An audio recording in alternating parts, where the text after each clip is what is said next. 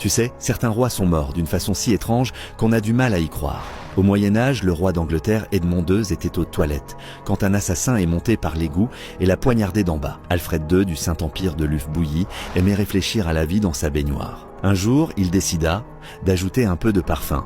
Mais le serviteur versa toute la bouteille d'huile parfumée dans l'eau chaude, il glissa, la tête tomba dans la mousse, et il ne remonta jamais. L'empereur Osmond de Saxe organisait un banquet au palais quand il lâcha un paix retentissant. Il eut tellement honte qu'il tomba de sa chaise, se cogna la tête contre un tonneau de vin et mourut sur le coup. Harald II du Danemark était célèbre pour ses collations nocturnes. Au milieu de la nuit, il demanda au cuisinier de préparer une soupe d'anguille au cornichon. Mais la soupe était trop chaude.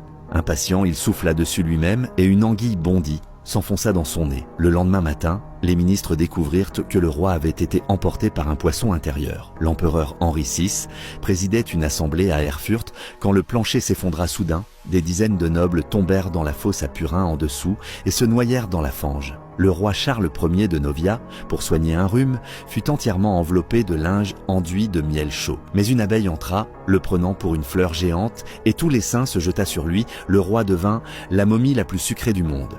Et pourtant, ce ne sont pas là les morts royales les plus étranges du Moyen-Âge. Si tu veux en entendre d'autres, écris oui dans les commentaires.